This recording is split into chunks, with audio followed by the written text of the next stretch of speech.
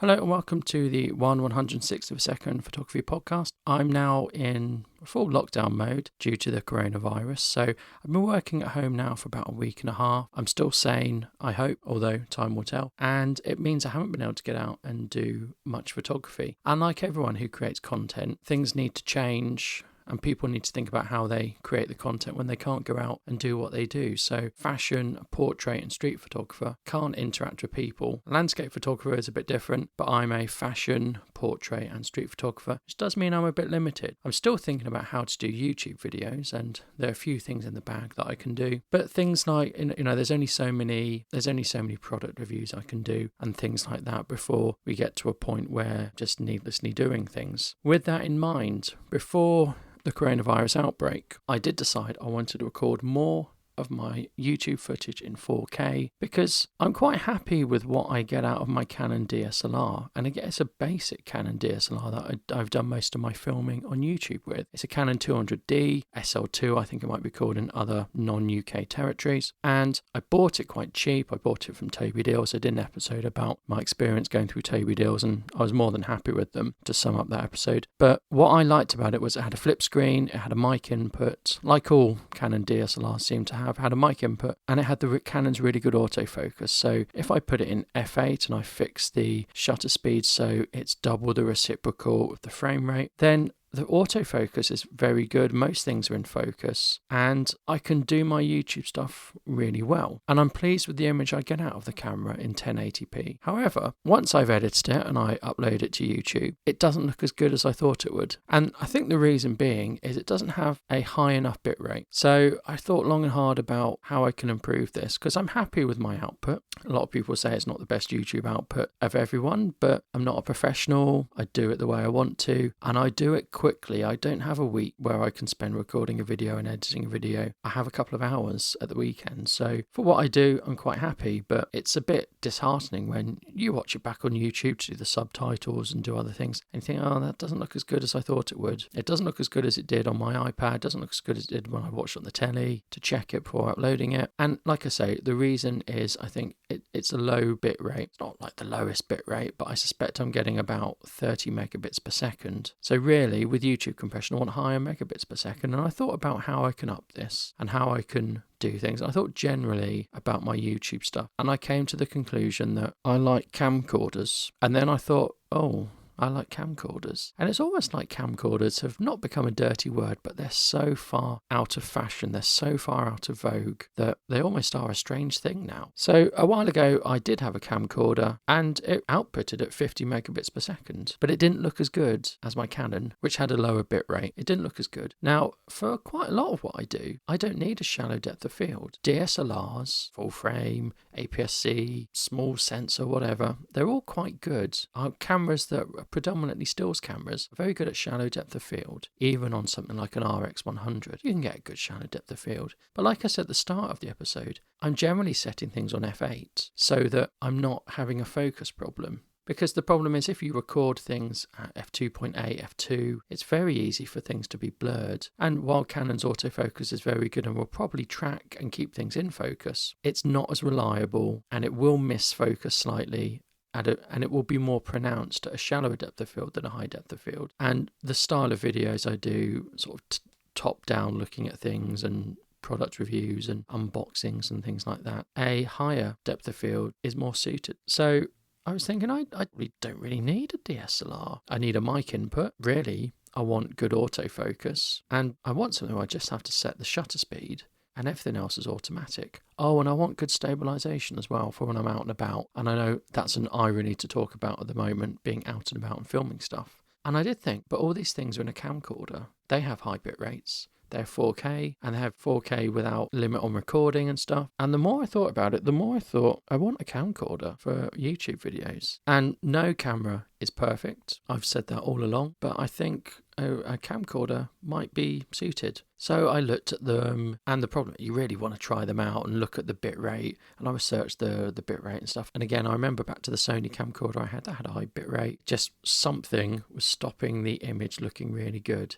Might have been the lens. So in the end, I looked on eBay and I bought a second-hand Sony camcorder. Now this camcorder does 4K. It does 4K at 100 megabits per second, 60 megabits per second, does HD at 50 megabits per second. It almost feels like there's not going to be a great deal of difference between the HD at 50 megabits per second and the 4K at 60 megabits per second. If I want the top quality, yes, I'd go for 4K 100. So I got that, and I've been so impressed with it. It charges off USB. It's got a flippy screen that I can articulate and move around. It's automatic. I can control manual settings on this camcorder, but I can also not as well. And I've actually found that all I need to do is put it at a shutter speed of 1/5 of a second, recording at 25 frames per second, PAL, and everything else takes care of itself. The autofocus is good, the zoom is good, and if I shoot in HD, I can get a digital zoom, which is a good digital zoom, not a terrible digital zoom. And I'm really quite happy. If I shoot at 4K, I found my iPad couldn't cope with it. That was one of the reasons I got an iPad a while ago, maybe about 2 years ago, so that I could do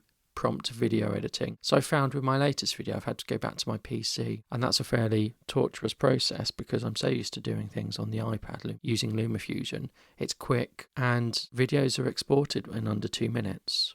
Even a long 8-minute video will export in under 2 minutes. Back on the PC, it's 40-50 minutes to export. I really miss editing on the iPad. What I found with footage from a Sony camcorder, or Sony cameras I suppose, with higher bit rates, is as long as the clips are short, then there's no problem importing them and running them on the iPad. It almost feels like an inbuilt threshold that Apple have put in, because I think I recorded like a 16-minute 4K 100 megabit per second clip. I just did my thing and I didn't break it down. It imported, I could save it, and I could save it using the Files app rather than the Camera app. However, I couldn't then do anything with it. So it was there just taking up space. I couldn't do anything with it. So I get really good footage using a camcorder, and it will enable me to have 2 different perspectives, which I think looks really good. One of the things I really like about 4K is you can crop in with no loss of quality in editing. If you're doing just a top-down video, you can crop in and out, and it just looks better. That movement just breaks up what may be perceived to be a boring video. It's really good. So I've got a Panasonic G7, and you remember a few episodes ago I talked about I sold my Micro Four Thirds lenses. Well, I've actually bought a cheap speed booster, and I'm using that with the Panasonic G7. And again, I can record 4K or high megabit HD. Panasonic G7, like all Panasonics, has very good inputs for recording audio. The preamps are better than on Canon. Sony's preamps seem okay, from what I can tell. But the preamps are probably the best on Panasonic of all the camera brands I've tried. So I can record good audio, but the autofocus is rubbish. And even if I just manually focus it to like the furthest part and put it on f8, I still find things aren't in focus, because I'm moving things about and positions change. So that sort of wasn't a very good thing either. So it's not like I'm filming someone and I can constantly adjust the focus. I'm doing something and I'm filming it. That's generally how things work. So I need that automatic focus. So on the one hand, I've got my Panasonic G7, which produces a lovely image. I did a video just me filming things with my Panasonic G7, and I got amazing quality footage. I was really impressed with it. I was constantly tweaking the focus. I was constantly zooming in and checking focus and doing it all manually. I can't do that. So on one hand, I've got the Panasonic G7. On the other hand, I've got the Canon, and I want the best of both worlds, and I'm quite satisfied that a camcorder will actually give me the best of both worlds. I won't be ever taking stills with this camcorder, although you can. It would be an interesting experiment to see how good the stills are. Going out and about, it has fantastic stabilization. It has sort of almost GoPro Hero 7 or 8 quality stabilization. Not as good, but it has very good. It records in 24 frames per second, 50 and 25. I'm sure I can switch it to 30 and 60 if I want to. I can do MP4, but it's megabits per second. It's really low quality. I can do AVC HD, which I never do because you're limited in your editing on that. Have to do it on a PC or a Mac. And I can record in XAVC-S, which is Sony's one. That's potentially where the problem lies with editing on my iPad, because it's that specific codec, and I'm sure Apple have put in a threshold limit, the length or file size on that. So I get best of both worlds. It's automated, and it gives me something else that you can't get with a DSLR or a mirrorless camera. Don't forget, this is a camcorder. It gives me the ability to record with night vision on. So often I find myself in a low light situation, or I'm trying to do something at night, and then I've got the complication of needing to bring lights with me or something like that. I can just record in infrared, which should be great for doing things like astrophotography videos and other really low light videos where in order to get a picture or an exposure in video, you would need to bump the ISO up so much that it couldn't be used. Well, I think I could probably use night vision in that mode and get quite good footage. One thing it does do is it emits infrared radiation, and the night vision mode just picks up infrared radiation, so it almost illuminates itself. You can't see it because it's infrared radiation rather than light, but it does do a good job creating enough radiation for the sensor to pick up as well. Also got built-in ND filters. Recording on your phone is another option. However, the problem with recording on your phone is if you set your shutter speed to be double the reciprocal of your frame rate, you very soon find you overexposed your image. You want to fix your shutter speed to get the best looking footage. The aperture of the iPhone is around f2. The ISO is very low, so even if you put it on the lowest ISO, on a bright sunny day, you've got overexposed images. I found that with my first Sony camcorder. I was getting very overexposed images out in a bright sunny day, which really is what a camcorder is designed for. So you put ND filters on your phone, that's a bit of a hassle, and you're constantly fiddling about. So something that's easy, like your phone, it's not actually that easy to get professional and good looking footage. Now I have Filmic Pro on my phone. I've always had Filmic Pro since it came out. That shoots in 4K, I can plug a microphone in. But then I need a gimbal, then I need to stick an ND filter on my lens, and all of a sudden I've got something that's a bit unwieldy. One of the things I like about a camcorder is all that stuff's there. It's got ND filters, it's got mic jacks, it's as automated as you want it to be. You can hold it in one hand, so they've always got this sort of band that you put your hand through. So you put your hand through and it's like this grip, and then you hold it. Well, you know what? Holding a camcorder in your right hand, your thumb easily rests on the start and stop button. To turn it on, you just flip the screen out and it's ready. And because you set the shutter speed, you don't need to worry about anything else. Bright sunny day, put the ND filter down, look through the eyepiece. If it's very bright and you can't see the screen, and everything works. You've got a zoom built in. And then all of those problems you had using your phone, you don't have. I don't need to bring a gimbal with me. It's got a gimbal built in. I don't need to worry about attaching the stuff to my phone. I don't need to worry about running out of space on my phone. I don't need to worry about someone calling me or a text coming up. Equally, if I take a camera out with me to record video, I don't need to worry about lenses. I've got all the lenses in the zoom, so I don't need to worry about this and that. Battery life is good, and you can stick a massive battery on it. So it just makes recording easier. And anything that makes recording easier for me is good. So I get easier recording with a camcorder. It's small enough I can take it with me. It's got everything built in that I would ever need. And I get my high bit rate, which was what I was after. So I look an idiot walking around with a camcorder.